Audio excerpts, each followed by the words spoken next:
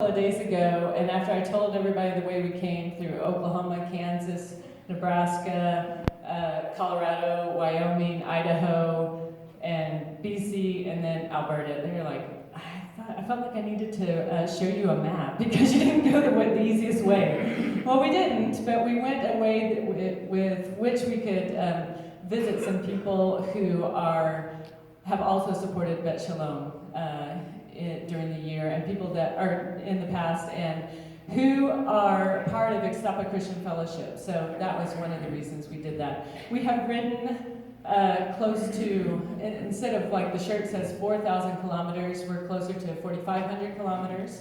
And we're at about day 53, I think, instead of 50. And it's been a wonderful journey. All as I see in your bulletin, it talks about what it's about. It's a fundraiser. But it's also, I think, now that I've gotten here, and as I was thinking along the way, it's the second half of a journey that I started in 2009. And that one I left from, like the video said, left from Sihuatanejo and went to Oklahoma City to raise money. And it really is fitting that I finished the second half because most of our support and most of the people that know and care deeply about Bet Shalom are here in Canada. And you are one of the churches, one of the few churches that has systematically supported Bet Shalom over the past at least a year. I don't know if it's been longer than that or not, but and we're very thankful. And I guess maybe in some ways this trip is just to come up here and say thank you. I know there's easier ways to do that, but anyway, thank you. Thank you for, I don't think I have to tell you a whole lot about Bet Shalom more than what the video said because you know, and I think you're praying for the ministry of Bet Shalom. And like the video says, we are in the ministry of helping these senior adults finish well. And that's one of the reasons I called it what I called. And there's been other personal reasons, just thinking about what it is to finish well and what that means, we as Christians. The verse that's been in my heart this whole trip, and even before that, and I hope I'm not preaching, Ron's going to do that, but to tell you that, like the Apostle Paul said, I want to be able to say, he says, I fought the good fight, I finished the race, I kept the faith, and there is therefore laid up for me a crown of life, given to me by the righteous judge, and not only for me, but for everyone who loves his appearing. And everything he talks about, we've learned, has been illustrated in some way on this ride, especially about, we can give all kinds of illustrations about finishing the race. And I am just something that, the music that we started with, we have seen so many ways that he has been a good father to us. On the way, I was talking to the people yesterday, to some of you guys, even in the little things, like Paul said, he has shown us how he wants to not only help us along the way, but he wants to delight us. He wants to show us his creation in a way that just makes us start to worship.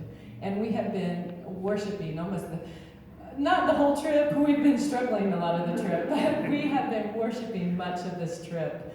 And just to give you one example, it was early on in the trip when we were in Kansas, and there were 5 of us at that time. The wind was blowing from the west, and we had to go west, and it was blowing about 30 miles an hour, and it was blowing overnight about 30 miles an hour. And so we couldn't even escape it by getting up at, I think we were up at 4:30 in the morning and trying to get on the road by about 5:30 because the sun was hot too. It was supposed to be about 90 it was supposed to be like 85 by 7 o'clock. So I don't know how hot it was supposed to be right after that.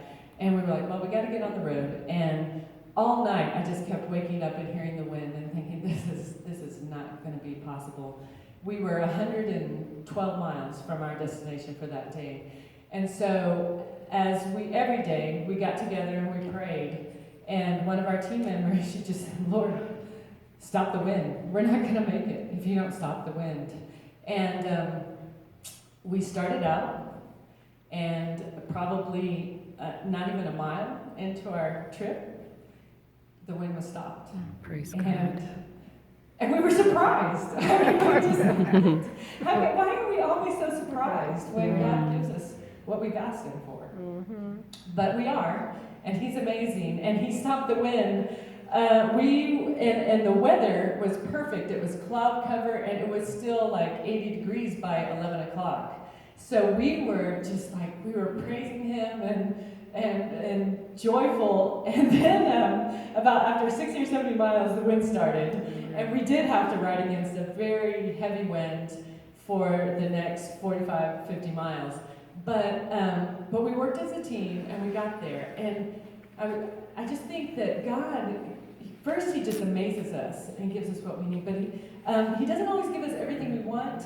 He gives us what we need and what we need to become stronger. Because farther along in the trip, we needed the ability and the strength to ride against wind because we had to. But at every point along the way, He not only gave us what we needed, but He even delighted us. And one of the things that I prayed for before I came up here, I wanted to see, told Ron, I said, man, I want to see the Northern Lights when I get to Canada. And he said, well, ask the Father. And yeah, ask the Father, yeah.